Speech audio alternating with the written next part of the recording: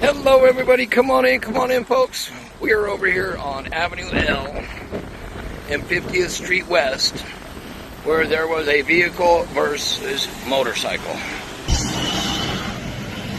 They are loading the motorcyclist up in the ambulance to transport him to a local hospital for his injuries.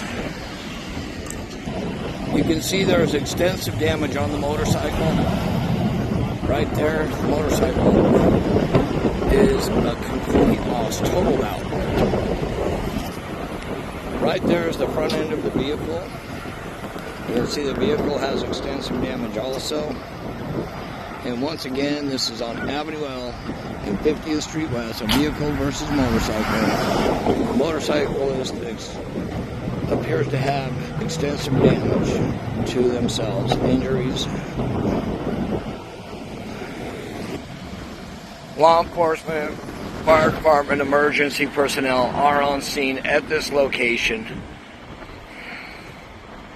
where there was a vehicle versus motorcycle.